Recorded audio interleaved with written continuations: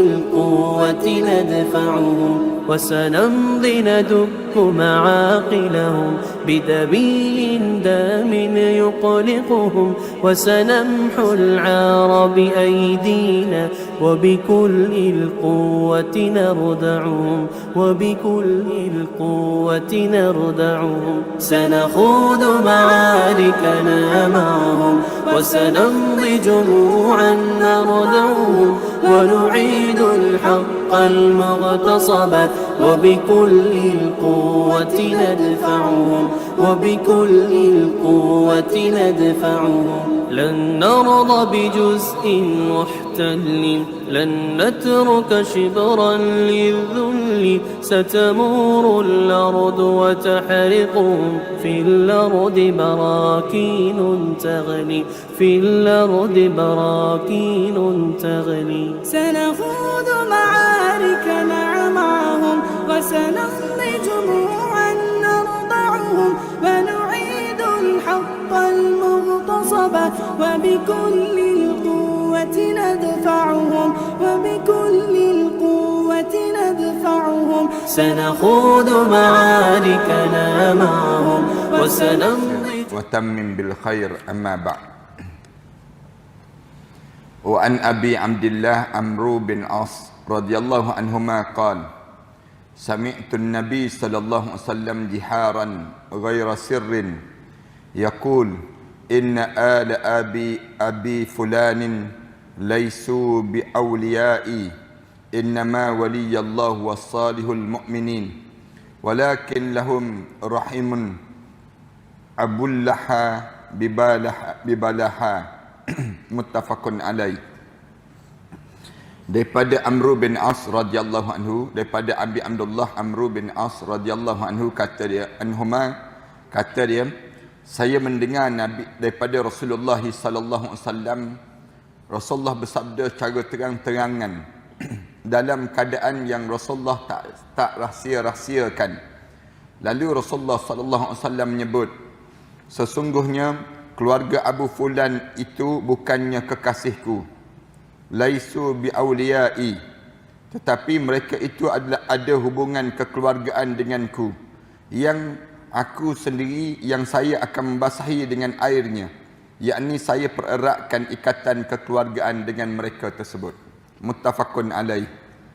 Jemaah sekalian, alhamdulillah kita syukur pada Allah kerana sekali lagi kita diberi peluang oleh Allah untuk kita meneruskan perbincangan kita tentang berbakti kepada orang tua dan mengeratkan hubungan kekeluargaan sesama kita.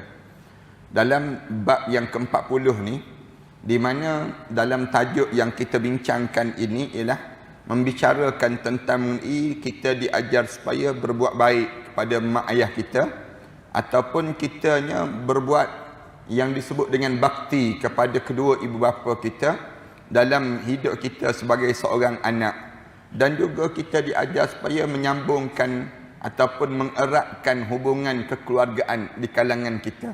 Tajuk ni tajuk yang panjang kita bicarakan sebelum daripada ininya, di mana Rasulullah sallallahu alaihi wasallam pesan banyak kali kita terhadap mak ayah kita. Kerana ramai di kalangan kita ni bila dah berumah tangga, ramai di kalangan kita dia lupa pada mak dan ayah mereka tersebut. Yang mereka jaga ialah jaga rumah tangga mereka, padahal di saat tersebut mereka dah jadi mak ayah pada anak-anak yang lain pula. Anak-anak ni pula dia perhati kepada bagaimana sikap ibu dan ayah mereka terhadap ibu, datuk, nenek mereka tersebut. Jika kita pandai jaga hubungan kita ni, pandai kita berbakti pada mereka tersebut, maka anak-anak kita ni pula akan jaga kita.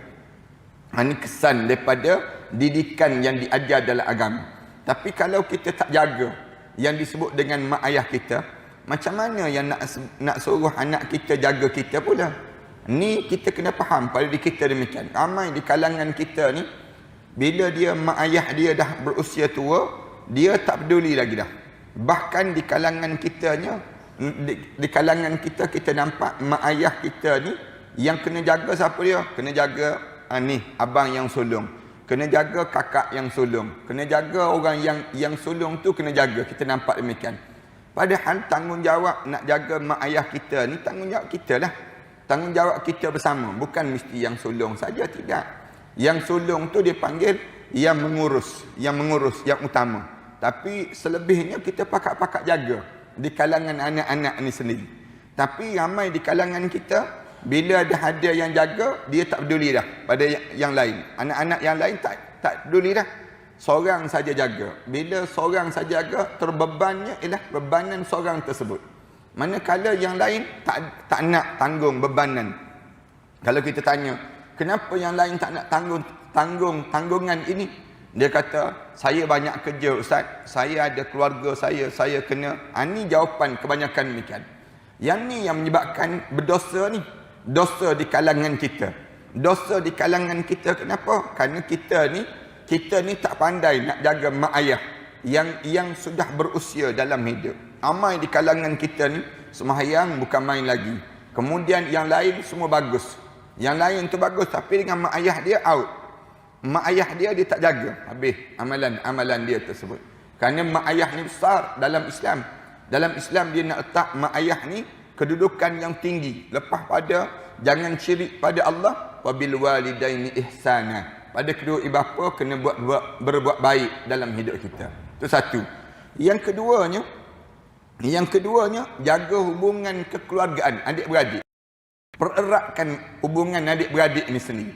Jangan kita ni semakin menjauhkan hubungan dengan adik-beradik. Yang ni di antara hadis yang kita sedang bicarakan pada pagi ni. Hadis pada pagi ni daripada Abdullah Amr bin As radhiyallahu anhu kata dia, aku telah mendengar Nabi sallallahu alaihi wasallam secara kuat Rasulullah sallallahu alaihi wasallam sebut ghaira sirrin, bukan Rasulullah sebut sembunyi-sembunyi tak, tapi Rasulullah sebut jelas-jelas. Jelas Rasulullah sebut apa dia? Inna ala abi fulan laisu bi awliyai. Rasulullah sallallahu alaihi wasallam sebut sesungguhnya keluarga Abu Fulan itu bukan kekasih aku. Rasulullah sebut demikian. Bukan orang yang aku sayangi, bukan kekasih aku. Hanya senya kekasih aku ni ialah Allah dan kaum mukminin yang salih. Rasulullah sallallahu alaihi wasallam sebut, innama waliyallahu wassalihul mu'minin. Orang yang menjadi wali aku ni siapa dia? Orang yang dia jaga Allah dan juga kaum mukminin yang salih. Walakin lahum rahimun uballuha bibalaha. Rasulullah sallallahu alaihi wasallam sebut, tetapi mereka itu ada hubungan kekeluargaan dengan aku yang aku akan basahkan dengan air. Yakni Rasulullah sallallahu alaihi wasallam akan mempereratkan hubungan walaupun dalam keadaan yang dia ni bukannya keluarga Rasulullah, dekat dengan Rasulullah, tapi Rasulullah sallallahu alaihi wasallam sebut aku akan dekatkan, rapatkan. Maksudnya apa dia? Dengan cara bila dia ni berjiran, bila dia ni dekat dengan Rasulullah sallallahu alaihi wasallam, Rasulullah sallallahu alaihi wasallam sebut aku akan pereratkan kekeluargaan dengan mereka tersebut. Orang ni bukannya orang yang dekat dengan aku, kata Rasulullah. Maksudnya orang yang dekat dengan aku ni siapa dia? Orang yang adanya Allah dan juga orang yang dianya orang mukmin yang salih. Kalau dia jadi demikian, aku akan dekatkan, aku akan eratkan hubungan dengan orang-orang yang demikian. Maksudnya Rasulullah sallallahu alaihi wasallam nak sebut, kalau kamu ni tak jaga Allah, kamu tak jaga yang disebut dengan amalan salih dalam hidup kamu, jauhlah kamu dengan aku. Tapi bila kamu dah jaga Allah dan jaga amalan salih dalam hidup kamu akan jadi dekat dengan aku. Dengan Rasulullah sallallahu alaihi wasallam. Kita ni kan walaupun kita ni duduk jauh dengan Rasulullah, nama kita pun, bangsa kita pun bukan bangsa yang dekat dengan Rasulullah. Tapi bila kita ni masukkan Allah, masukkan amalan salih dalam hidup kita, ikut apa yang dibawa oleh Rasulullah sallallahu alaihi wasallam, dekatlah kita dengan Rasulullah sallallahu alaihi wasallam. Cara nak mempereratkan kita dengan Rasulullah.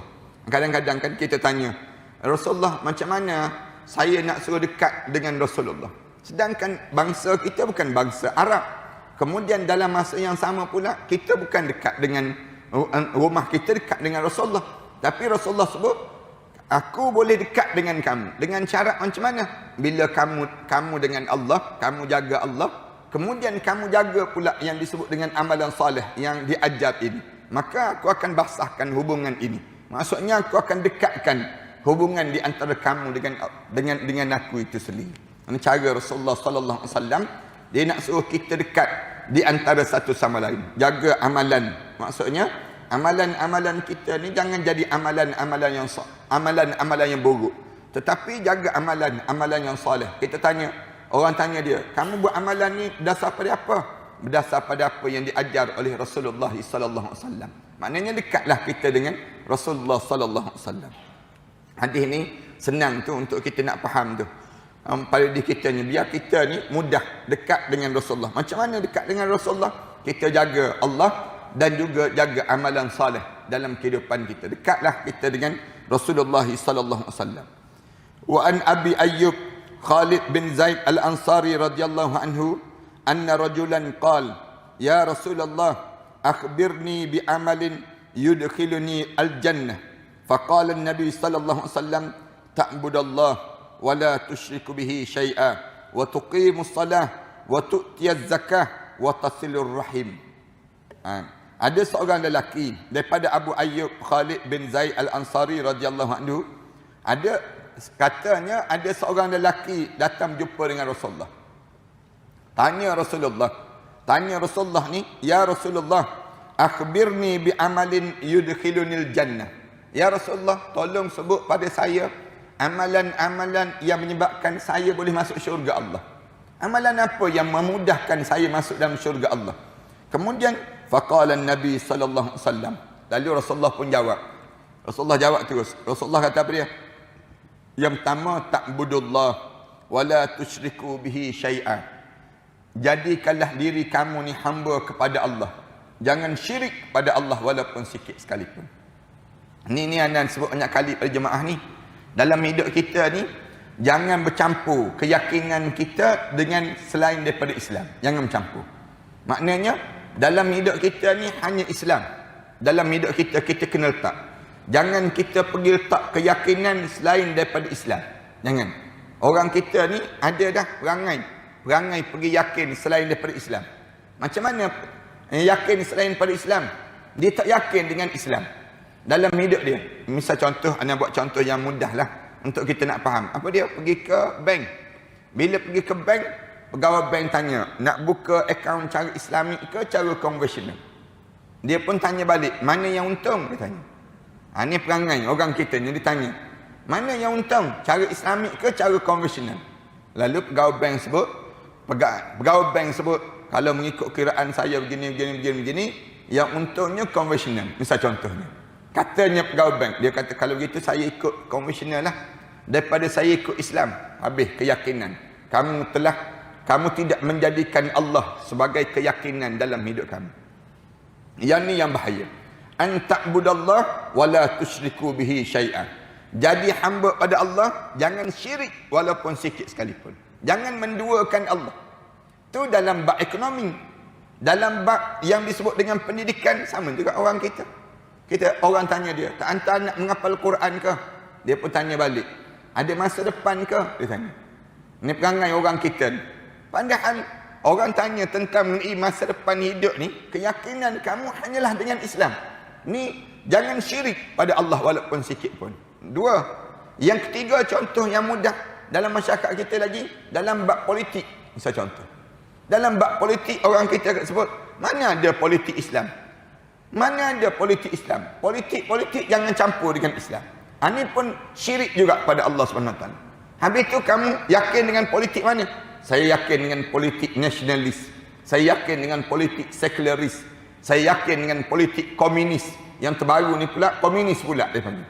Orang kita ni boleh yakin dengan politik yang selain daripada Islam. Kita orang Islam, tiba-tiba pergi yakin selain daripada Islam. Tak kesyirik pada Allah dalam hidup kita. Hanya pada Allah. Dalam hidup kita ni, Allah pesan dah. Wala tamutunna illa wa antum muslimun. Jangan sampai kamu mati. Di saat mana kamu mati itu, kamu benar-benar seorang Muslim. Biar kamu seorang yang menyerah. Hidup kamu ni betul-betul ikut Islam. Disebut lagi, bila nak hidup atas dunia ni, wa man yabtaghiral islami dinan falan yuqbala min. Siapa yang cari selain daripada Islam sebagai satu cara hidup dia, tidak diterima di sisi Allah. Bila begitu, jangan syirik pada Allah walaupun sikit. Jangan kita kata, saya terima Islam sikit, liberalis sikit. Saya terima Islam sikit, nasionalis sikit. Saya terima Islam sikit, Syiah sikit di kalangan kita. Rosak terus. Allah tak nak syirik walaupun sikit sekalipun pada Allah. Bila masuk Islam, udkhulu fis-silmi kafah. Masuk semua sekali. Jangan ambil separuh dan kufur separuh yang lain, jangan. Dalam hidup kita ni, bila orang datang berjumpa dengan kita, kita tanya, Islam ajar ke Islam tak ajar ini? Ini dalam syarak Islam, dalam syariat ke tak syariat? Kalau tak syariat, saya tak nak terima. Saya nak terima yang dalam syariat dia. Itu cara demikian. Macam kan ramai di kalangan kita ni kan, dia orang bawa datang, misal contoh Prudential, orang bawa datang AIA, insurance, Great Western, macam-macam gaya kan, yang bawa datang jumpa dengan kita ni untuk medical, cover, nak cover. Kalau berlaku begini. Kita tanya balik, yang kamu terangkan pada saya ni Islamik ke tak Islamik? Tanya soalan demikian. Kalau dia kata Islamik, terimalah, bolehlah terima. Tapi kalau tak Islamik, ni konvensional tapi untung disebut. Bila masuk wad akan dapat cover sekian jumlahnya. Kemudian kalau dapat penyakit kritikal, begini pampasan yang akan dibayar.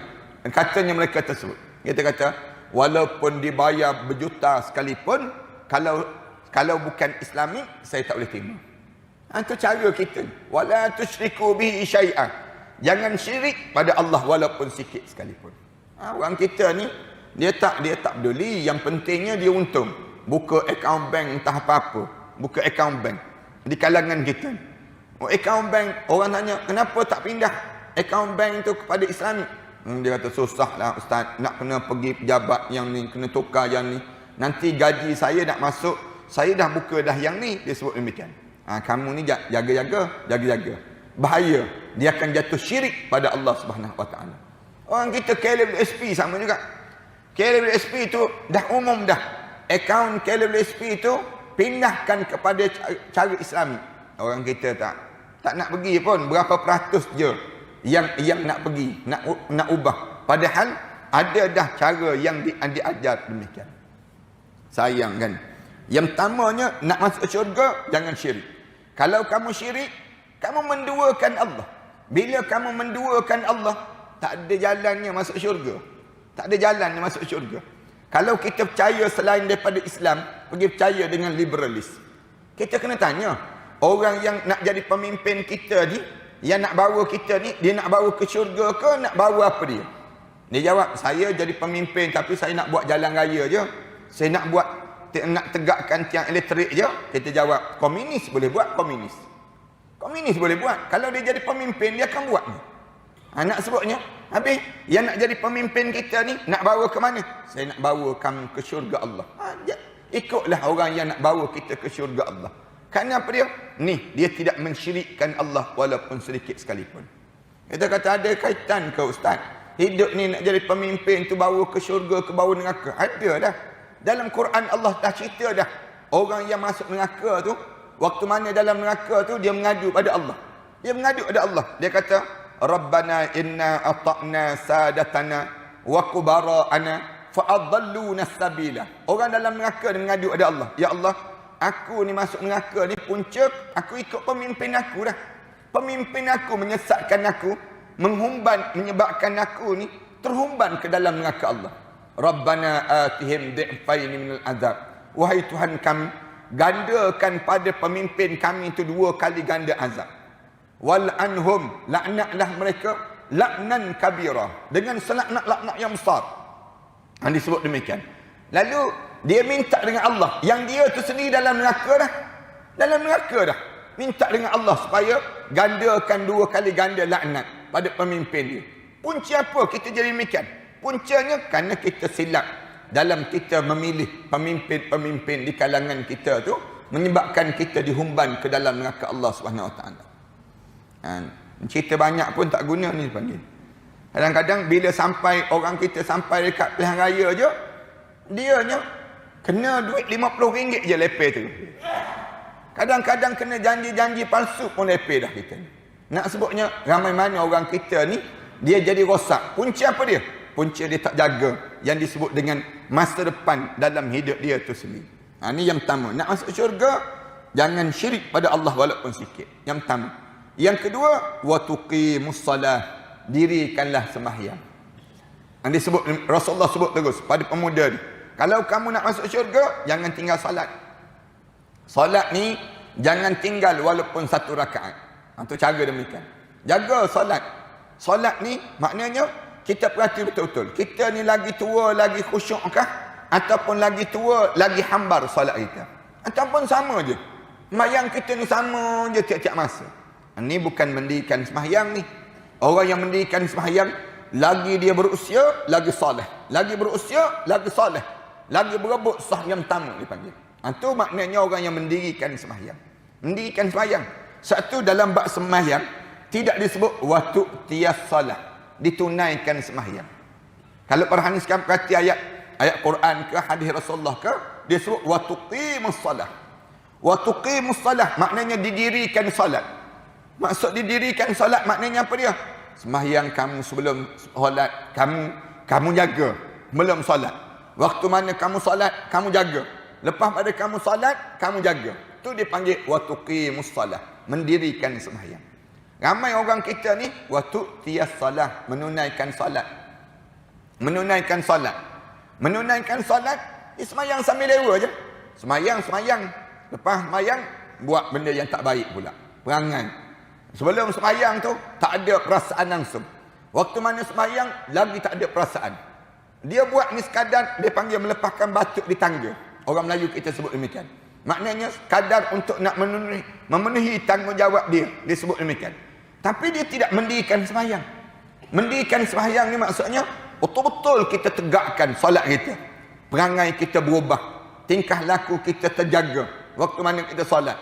Ni termasuk dengan khusyuknya. Termasuk ni dipanggil wa tuqimus salah, mendirikan sembahyang. Di usia kita akhir balik, jaga 5 waktu. Jangan tinggal walaupun 1 rakaat. Jaga betul-betul. Dah sampai usia 40 tahun, jaga solat berjemaah. Jangan tinggal lagi solat berjemaah. Jaga dalam hidup kita.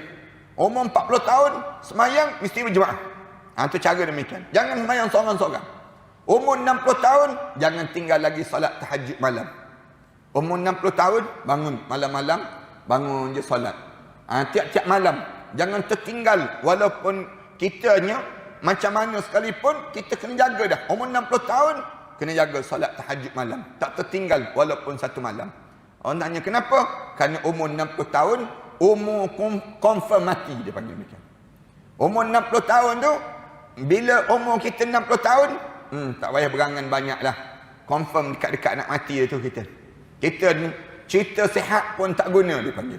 Cerita nak sebutnya kitanya nak cerita tentang ubat-ubat yang menyihatkan badan, menjadikan kita muda kembali, menjadikan kulit-kulit kita tegang kembali, mengarut semua dah dia panggil. Semua tu cerita mengarut dah dalam hidup kita. Waktu umur 60 tahun Rasulullah sebut umru ummati baina 60 wa 70. Umur umat aku di antara 60 tahun hingga 70 tahun. 60 tahun hingga 70 tahun tu tak usah berangan lagi lah. Tak usah sibuk lagi. Sibuk dengan malam-malam menghabiskan masa depan TV tengok Gegar Wagangza. Jangan habiskan lagi masa kita dengan apa dia melayan Facebook, melayan Instagram. Jangan habiskan masa kita tengok lagi WhatsApp. Umur 60 tahun ni sibuk kita baca Quran, sibuk kita untuk bangun tahajud malam, sibuk kita untuk menderma di jalan Allah. Ini cara pada diri kita nya demikian. Ini dalam hidup kita ni sibuk dah. Umur 60 tahun tu kita dah tahu dah. Aku ni masa aku Allah boleh panggil bila-bila masa je. Kadang-kadang tengah-tengah makan, kita elok makan tu dah duduk bersila depan kita, malaikat maut depan kita. Kadang-kadang elok-elok kita ni, elok-elok kita tengah borak-borak, tengah bercakap dengan orang, tengok malaikat maut dah berdiri dah depan muka kita. Kita mula tergamam. Ramai mana kan orang yang dia tak bersedia, tiba-tiba malaikat maut datang berdiri depan muka dia. Ini ramai di kalangan kita demikian. Kita ni biar bersiap sedia sepanjang masa. Siap sedia sepanjang masa ni start daripada mana? Umur 60 tahun. Antara benda yang kita jaga apa dia? Solat tahajud malam.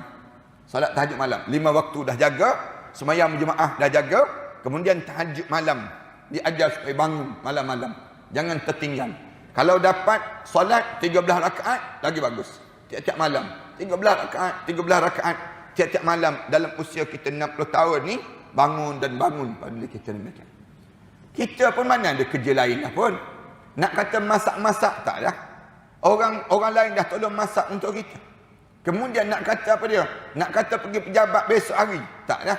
Kita umur 60 tahun. Pergi pejabat, orang halau balik tak kena. Nak sebutnya kita ni, orang dah tak nak dah kita masuk pejabatnya. Orang suruh balik. Tunggu malaikat maut katanya. Nak sebutnya demikian. Usia 60 tahun. Dalam usia 60 tahun ni, fokus pada diri kita. Aku ni, tak lama dah ni. Tak lama selang tiap-tiap masa untuk dipanggil menghadap di hadapan Allah SWT. Nah, dua. Yang ketiga, wa tu'tiyaz zakah, tunaikanlah zakat. Nak masuk syurga ni jangan tertinggal zakat, jangan. Kenapa? Orang yang tak tunaikan zakat ni orang yang tamak terhadap dunia. Bila kamu tak tunai zakat, kamu ni hidup dalam keadaan kamu tak rasa yang kamu ni akan pergi ke akhirat Allah. Ni perangai kamu. Perangai ni jangan ada pada diri kita.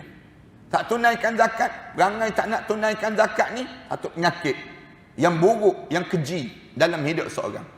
Buruk dan keji tak tunaikan zakat. Harta benda yang Allah bagi itu bukan harta benda kamu pun, Allah bagi. Allah yang bagi pada kamu. Allah Subhanahu wa taala sebut, alladzina yunfikuna mimma unzila ilaika wa ma unzila min qablik. Apa dia? Dalam Al-Quran tu, sebelum ulaika ala hudan min rabbihim tu, alladzina yunfikuna amwalahum, orang-orang yang mendermakan harta benda mereka. Yang kami bagi bukan rezeki kamu pun dalam hidup ni. Benda, bukan yang kamu pun, tapi aku yang bagi pada kamu. Wa mimma razaqnahum yunfikun. Segala apa yang ada pada kamu tu, wa mimma, Allah sebut, segala benda apa yang ada pada kamu, wa mimma razaqnahum, kami yang rezekikan pada mereka tersebut, katanya Allah. Kemudian kamu kerja kamu apa dia? Bila Allah bagi, kamu bagi pada orang lain pula. Yunfikun. Kamu jangan Allah bagi, kamu kumpul untuk diri kamu. Kamu simpan untuk diri kamu. Kamu simpan untuk apa? Kita tanya balik. Kalau kita ni kan dah rezeki, oh my God. Simpan ni untuk apa? Dia jawab, simpan untuk nak pergi melancong lah Ustaz. Nak pergi melancong misal contohnya, nak pergi berjalan. Kita tanya, nak berjalan ke mana? Nak jalan ke mana? Habis ke dengan duit-duit yang sebanyak tu? Rezeki yang Allah bagi pada kamu. Dia kata bukan nak melancong je, nak buat rumah baru, nak besarkan lagi rumah. Kita tanya, nak besar mana rumah? Rumah ni nak besar mana? Kalau kamu nak besar, orang yang rumah besar pun nak kecilkan sekarang. Tanya orang rumah besar, mana-mana orang rumah besar tu, ketika mula-mula dia masuk, dia seronok kan? Dia seronok. Tapi hujung bulan, dia mula termenung tengok bil elektrik banyak. Kemudian hujung bulan, dia mula termenung. Dia kena sapu sampah dalam rumah dia ni, bersawang dalam rumah dia ni, mula tak ada orang dalam rumah dia. Dia mula panggil kontraktor, mai kecilkan sikit rumah saya. Dia jadi demikian. Nak sebutnya apa dia? Dah kita ni mula-mula duduk rumah besar, suka lah kita, kerana anak-anak kita ramai. Bila anak-anak kita dah mula seorang keluar daripada rumah kita, pergi duduk rumah masing-masing, rumah sendiri, kita pula termenung je seorang-seorang. Dalam rumah tu bunyi cicak belagu tu dengar dalam rumah dia. Nak sebutnya apa dia? Sunyinya rumah yang sebesar sebegini, tak ada dah nilai. Dulu mula-mula masuk nak sangat. Habis tu yang rumah besar-besar ni untuk apa? Yang duit-duit yang banyak ni nak beli kereta Ustaz. Bukan rumah dia, nak beli kereta, nak beli makanan. Banyak mana kamu nak makan? Banyak mana kamu nak naik kereta? Banyak mana? Kereta yang kita ada, misal contohnya, kereta, ada orang yang jenis minat beli kereta, beli. Yang dia naik berapa buah? Naik sebuah je. Dia naik sebuah je. Dalam garaj dia penuh kereta, misal contoh. Beli baju, yang dia pakai selai je. Nak sebutnya gambaran, dia nak makanan. Yang dimakan sebiji je. Habis tu yang harta benda yang banyak ni. Wa mimma razaqnahum yunfiqun. Kamu belanjakanlah untuk jalan agama. Ni tanya orang yang berjuang agama ni kan. Nak apa lagi daripada harta benda yang Allah bagi pada saya. Dia pun sebut, kami nak bangunkan lagi sekolah. Kami nak bangunkan lagi prasarana untuk sekolah. Kami nak buat untuk rumah orang-orang susah. Kami nak banyak kerja-kerja Islam yang diperlukan. Oleh demikian, kita ambillah harta benda kita ni, ambil bagi. Yang kita bagi itu bukan kita bagi pada yang dia tu pun, tidak. Tapi yang kita bagi itu, kita bagi pada diri kita sendiri. Di akhirat nanti, kita berjumpa balik yang kita bagi. Itu cara demikian. Tak percaya, cuba try mati, tak percaya. Nak sebutnya. Bagaimana kita berjumpa balik, tak berjumpa balik barang yang kita bagi. Sebab tu Islam ajar, kamu tolong keluarkan zakat. Jangan simpan. Barang harta benda kamu, jangan suka simpan. Ni simpan barang-barang kemas.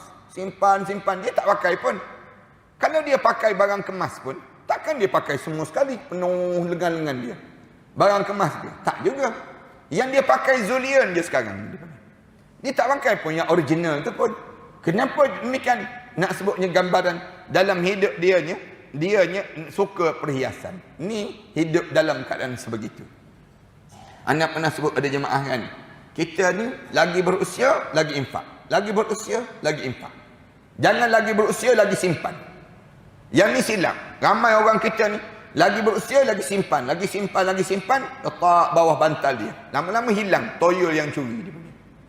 Dicuri oleh toyol kesudahannya. Nak sebutnya gambaran apa dia? Kita ni jangan begitu. Lagi kita berusia, lagi infak. Lagi berusia, lagi infak. Kenapa kita kena infak?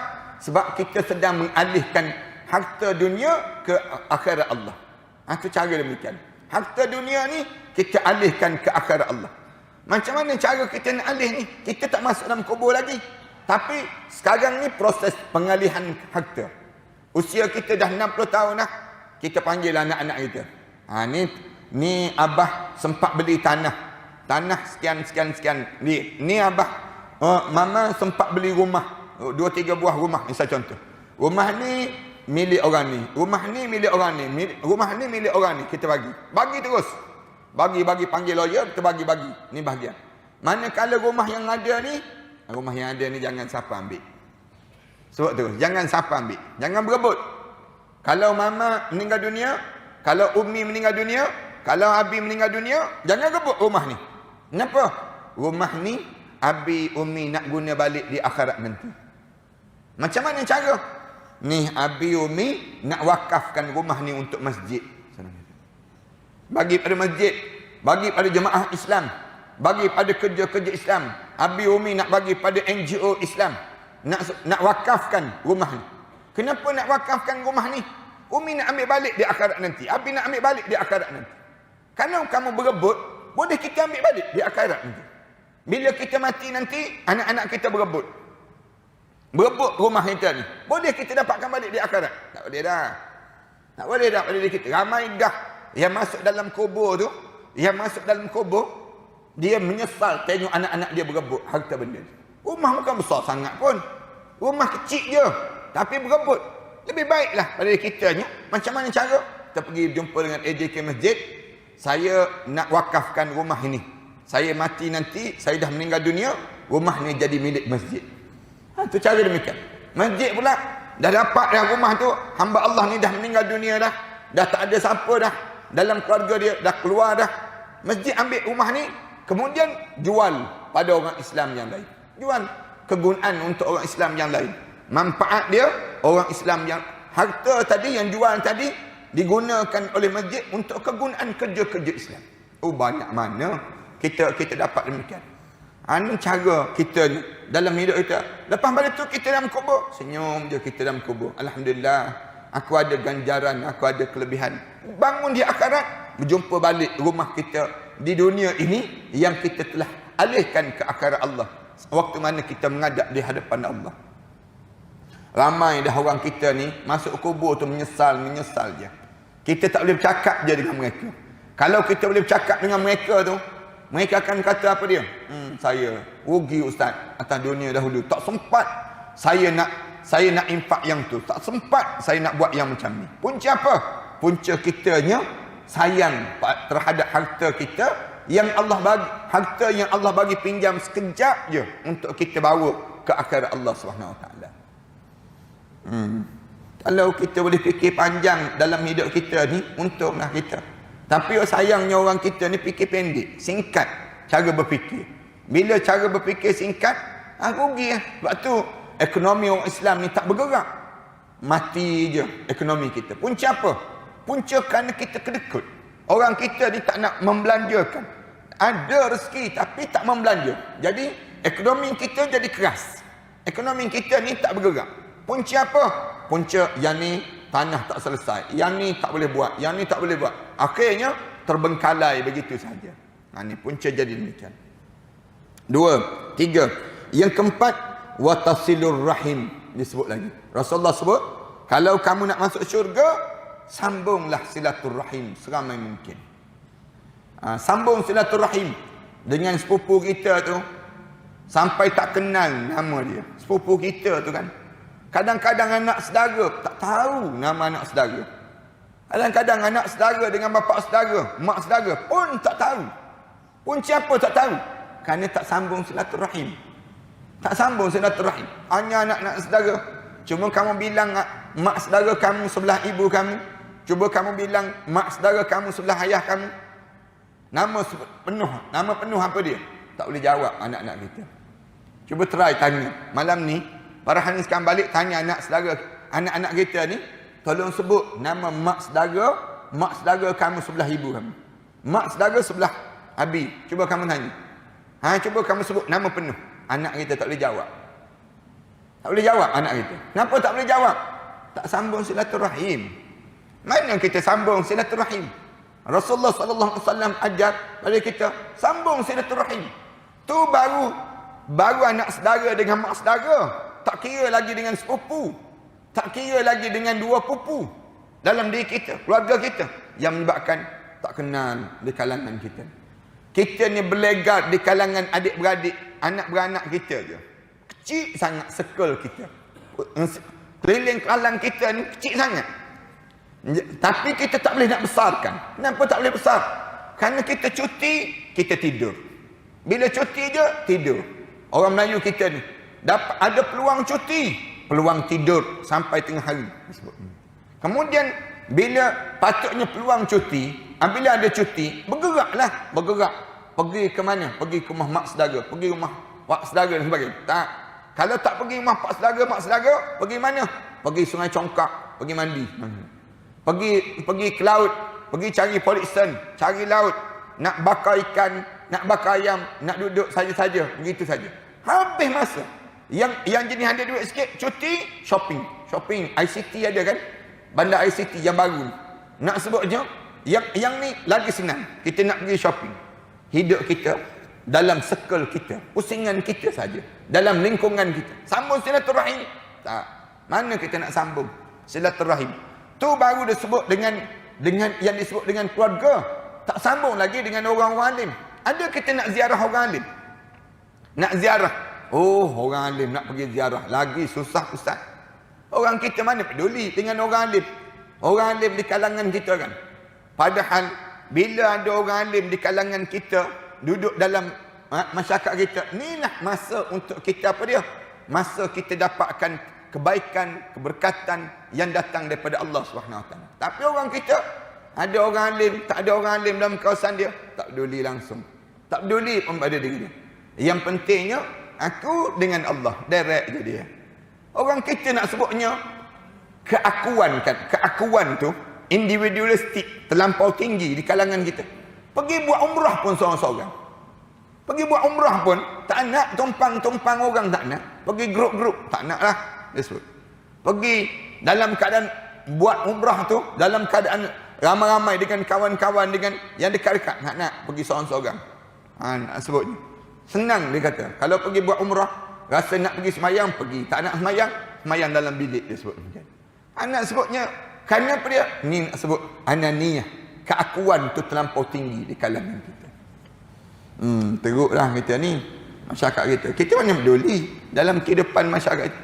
Sebab itulah berlaku apa-apa masalah dalam hidup ni, tak peduli langsung di kalangan kita. Tak ada dah perasaan nak tolong menolong di kalangan kita.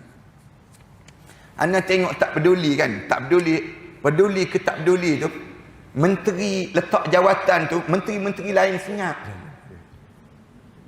Menteri menteri pendidikan kan, letak jawatan. Patutnya menteri yang lain ni pertahanlah dia.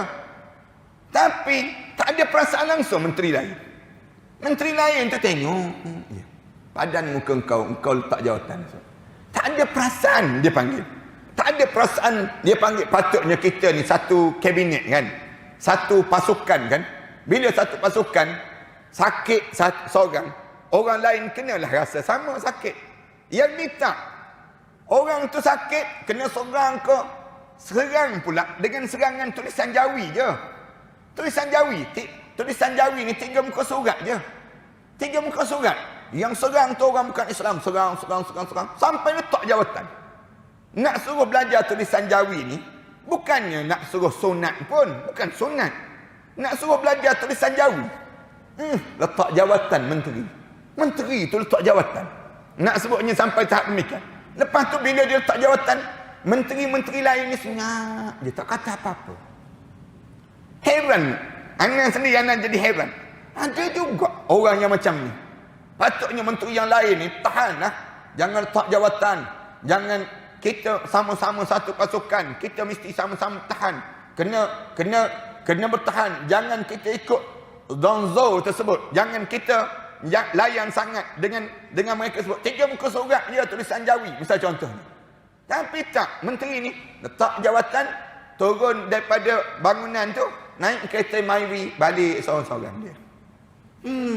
Tak ada perasaan langsung menteri yang lain. Tak ada kata, saya kesian, patutnya saya tengok dia letak jawatan, saya kena letak jawatan juga sebagai satu pasukan di kalangan kita. Tak, yang lain kata, padan muka engkau. Padan muka engkau. Nak sebutnya, tak ada perasaan langsung. Ni, watasidur rahim, dia panggil. Rasulullah sallallahu alaihi wasallam sebut. Tak ada pasukan, tak ada perasaan hubungan kekeluargaan di kalangan kamu tersebut. Balik kawan tersebut seorang-seorang. Ini gambaran apa dia? Gambaran tak adanya ruh, jiwa ukhuwah di kalangan sesama mereka tersebut. Allahu Akbar. Macam-macam gaya orang. Kita ni tengok, kenapa jadi macam tu? Perasaan. Tak ada perasaan langsung. Kejam lah dia panggil. Dalam suasana yang sebegitu. Boleh tengok saudara, kawan-kawan kita ni kena tekan je. Kena tekan. Akhirnya letak juga jawatan. Balik ke simpang Renggam dia panggil. Kena bayar tol pula tu. Kena bayar tol juga. Nak sebutnya gambaran. Sebelum daripada ni kan sebut. Tak perlu bayar tol lagi dah. Dan dahulu ada orang kata dia ni baik sangat. Ada dah dulu orang sebut demikian. Bagi tahu makcik-makcik, pakcik-pakcik, tolonglah dia. Dia ni baik, dia ni. Tiba-tiba kenapa ditekan sebegitu? Kalau baik, kenapa sampai kena buang? Nak sebut, kita kata bukan dipecat ustaz. Dua pilihan je. Memulangkan kembali jawatan menteri itu bahasa lembut dia panggil. Bahasa yang kasarnya, kalau kamu tak pulang, aku pecat engkau. Itu bahasa kasarnya. Yang digunakan. Ini cakap banyak kan kena gam kita. Nak sebutnya gambaran. Wa an Salman bin Amir radhiyallahu anhu anin Nabi sallallahu alaihi wasallam qala idza aftara ahadukum falyuftir ala tamrin fa innahu barakah fa in lam yajid tamran falma fa innahu tahur wa qala as-sadaqatu ala al-miskin sadaqah wa ala dhi rahim sintan sadaqah wasilah. Hadis Hasan rawahu Tirmizi wa qala hadis Hasan. Daripada Salman bin Amir radhiyallahu anhu anin Nabi sallallahu alaihi wasallam. Rasulullah sallallahu alaihi wasallam bersabda, Rasulullah sebut, "Idza aftara ahadukum," bila kamu berbuka puasa di kalangan kamu. Ni kita nak masuk dah Ramadan. Nak masuk Ramadan, kejap lagi, tak lama dah. Ni Jamadil Akhir, kemudian Jamadil Awal, Jamadil Akhir, Rejab, Syaban, Ramadan. Sebulan lagi masuk Rejab lah kita ni. Rejab, Syaban dan Ramadan. Ni Jamadil Akhir. Sekarang kita kan 11 Jamadil Akhir ke 17 dah. Tak ingat dah nanti. Tapi nak sebutnya lepas Jamadil Akhir, Rejab, Syaban dan Ramadan. Rasulullah pesan, bila kamu nak berbuka puasa, falyuftir ala tamrin, maka berbukalah dengan tamar. Rasulullah sebut. Ingat ya, lepas pada ni jangan berbuka lagi dengan cekodok. Jangan berbuka lagi lepas pada ni dengan kuih muih. Jangan. Berbuka dengan apa dia? Dengan kurma. Rasulullah sebut. Bila kamu nak berbuka puasa, falyuftir ala tamrin. Rasulullah sebut. Bila kamu nak berbuka puasa, maka berbukalah dengan atas kurma. Kurma, dengan kurma. Rasulullah sebut. Kenapa dengan kurma? Sebab sesungguhnya kurma itu ada keberkatannya. Rasulullah sebut. Fa innahu barakah. Rasulullah sebut demikian. Kerana dengan kurma ni berkat. Berkat macam mana berkat? Kita kata berkat ustaz. Macam mana kurma ni boleh berkat? Ulama masing-masing buat kajian. Macam mana kurma ni boleh berkat? Dengan berkat ni. Dalam hidup kita ni kan, kita nak berkat kan. Kita bukan nak rumah besar, tapi kita nak rumah berkat. Kita bukan nak kereta mewah, kita nak kereta yang diberkati. Kita bukan nak duit banyak, tapi kita nak duit yang berkat. Nak buat apa duit berjuta-juta tapi tak berkat? Nak buat apa rumah besar tapi tak berkat? Nak buat apa kereta kita mewah tapi tak berkat? Yang penting dalam hidup dia berkat. Sebab tu waktu mana subuh tadi, semayang subuh tadi, doa kita dan doa kunut kita sebut, wa barik lana fi ma a'tait. Ya Allah, tolong berkatlah pada kami setiap apa yang kamu bagi, berkat ya Allah. Aku nak berkatnya. Kerja ni biar berkat. Rumah tangga ni biar berkat. Segala benda yang kita bangunkan hidup ni biar berkat dalam hidup kita. Berkat. Di antara benda yang memberkatkan kita apa dia? Kurma. Kurma ni membawa berkat. Jangan jadi anti dengan kurma, jangan. Ada orang yang jadi anti dengan kurma. Padahal Rasulullah sebut fa innahu barakah. Kurma ni berkat. Dia tak sama buah kurma dengan buah durian. Walaupun durian tu musangking sekalipun. Tapi nak sebutnya buah kurma, Rasulullah sebut buah kurma berkat. Fa innahu barakah. Kurma ni berkat. Rasulullah sebut demikian. Dalam hidup kita ni nak sangatlah makanan yang berkat, pakaian yang berkat, kehidupan yang berkat. Dalam hidup kita ni biar berkat, dia panggil. Kemudian fa illam yajid tamran, kalau kamu tak berjumpa kurma, Rasulullah sebut falma, maka minumlah air putih. Air putih, air kosong. Falma, Rasulullah sebut berbukalah puasa dengan air putih. Air yang kosong tersebut. Air kosong tu air yang berkat. Rasulullah sallallahu alaihi wasallam pesan demikian. Maknanya lepas ada kurma, air kosong. Air kosong ni air kosong tu air mineral. Sebaik-baiknya air Zam-Zam kalau kita dapat. Tapi dah kita ni payah kan. Sekarang ni pula air Zam-Zam diharamkan jual pula.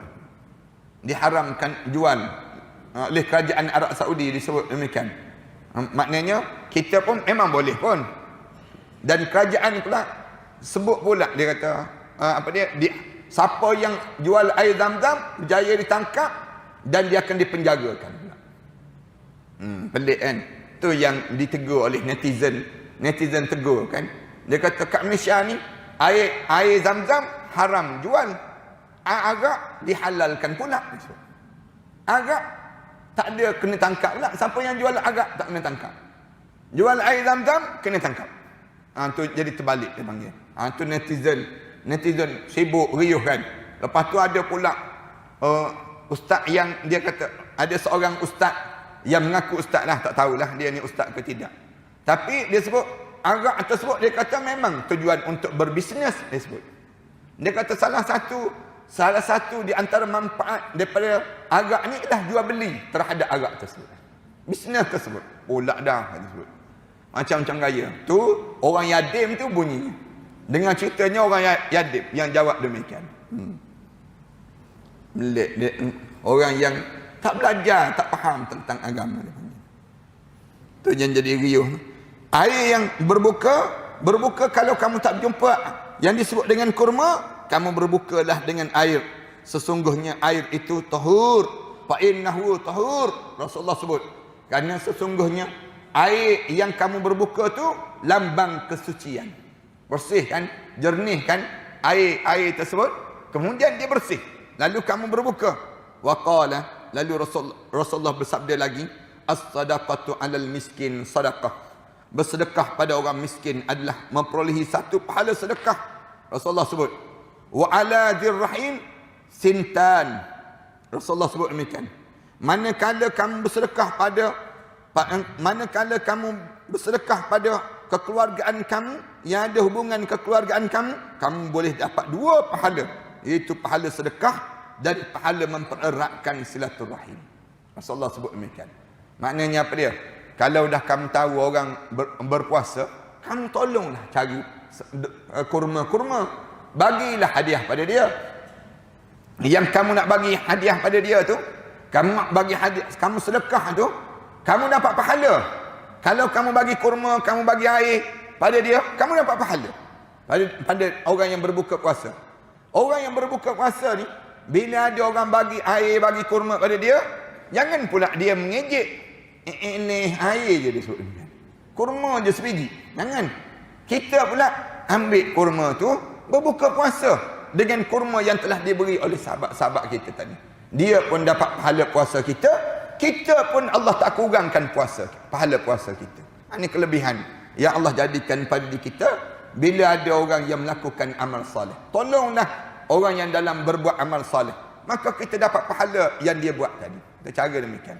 Kadang-kadang kan kita orang tengah semayang, kita tengok dia semayang atas simen begitu je.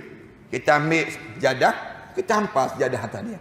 Dia semayang tu dapat pahala sama untuk diri kita. Kita dapat pahala. Kurang ke pahala orang tu? Tak kurang langsung. Itu cara demikian. Ni bijak dalam hidup. Dalam hidup kita ni, jangan kita menyusahkan orang nak buat pahala. Kita ni dahlah kita tak buat pahala, tak buat amalan, tapi kita menyusahkan orang pula. Tu yang dilarang dalam Islam. Islam suruh, kalaupun kamu tak boleh buat, kamu tolonglah orang buat, maka kamu akan dapat pahala sama dengan dia buat. Itu cara demikian. Macam kadang-kadang kita tak buat jamuan kan. Kita ni payah nak buat jamuan kat rumah kita. Adik-beradik kita kejap-kejap buat jamuan, kejap-kejap buat jamuan. Kita pergi, dia jumpa dengan dia, kita bisik, berapa habis ni buat jamuan? Dia jawab, tak banyak, dalam RM300 misal contohnya. Beli barang-barang 300, kita pun ambil seluk poket kita bagi 300. 300 kita bagi. 300 tu dia pun dapat pahala, kita pun dapat pahala jamuan tu. Kita tak kena buat, tapi kita dapat pahala. Kan cara yang mudah dalam Islam. Islam dia nak suruh kita ni, kadang-kadang kita tak buat benda amalan soleh tadi, tapi kita tolong orang buat amalan soleh, pahala kita dapat. Itu cara demikian. Kita tengok orang, kita tanya dia, dah pergi buat umrah belum? Belum. Dia jawab, saya bagi duit saya dah pergi buat umrah, misal contoh. Dia pun pergi. Kita tak perlu buat ibadah umrah, tapi dia buat, tapi pahala dia kita dapat. Kan rehat tu kita. Tapi ada orang jawab, tak syok Ustaz, dia naik kapal terbang seorang-seorang. Kita tak dapat pula. Tak, bukan soal naik kapal terbang. Soal kita ni, biar kita tak penat, tapi pahala kita dapat. Macam mana cara? Cerdik lah. Kena cerdik sikit. Tengok orang sembahyang macam tadi. Tengok orang sembahyang, kita pun ambil kain sejadah, hampar dia, depan dia, untuk dia solat tadi. Lalu dalam keadaan demikian, kita dapat pahala. Yang kita tak solat pun, tapi dapat pahala dia. Orang puasa, kita tahu dia puasa, kita pun nak cari kurma, bagi air. Ni air dan kurma. Buka ya, kita sebut dengan air. Misal contohnya. Maka dia berbuka, kita dapat pahala daripada dia puasa, tanpa Allah kurangkan sikit pun pahala untuk diri kita. Itu cara demikian. Tersambung akan datang nantilah insya-Allah pula. Sallallahu ala Muhammad wa ala alihi wa sahbihi wasallam. Walhamdulillahirabbil alamin. Bismillahirrahmanirrahim. Alhamdulillahirabbil alamin. Wassalatu wassalamu ala rasul amin wa ala alihi wa sahbihi ajma'in. Rabbana iftah bainana wa bain qaumina bil haqq wa anta khairul fatihin. Rabbana atina fid dunya hasanah fil akhirati hasanah wa qina adzabannar. Sallallahu ala Muhammad wa ala alihi wa sahbihi wasallam. Alhamdulillahirabbil alamin. سنخوض معاركنا معهم وسنمضي جموعا نردعهم ونعيد الحق المغتصب وبكل القوة ندفعهم وبكل القوة ندفعهم بسلاح الحق البتار سنحرر أرض الأحرار ونعيد الطهر إلى القدس من بعد الذل وذا العار من بعد الذل وذا العار سنخوض معاركنا معهم وسنمضي جموعا نردعهم ونعيد الحق المغتصب وبكل القوة ندفعهم وبكل القوة ندفعهم وسنمضي ندك معاقلهم بدبيل دام يقلقهم وسنمحو العار بأيدينا وبكل القوة نردعهم وبكل القوة نردعهم سنخوض معاركنا معهم وسنمضي جموعا نردعهم ونعيد الحق المغتصب وبكل القوة ندفعهم وبكل القوة ندفعهم لن نرضى بجزء محتل لن نترك شبرا للذل ستمور الأرض وتحرقهم في الأرض براكين تغلي في الأرض لا إله إلا الله محمد رسول الله عليه صلاة الله وآله والأحبة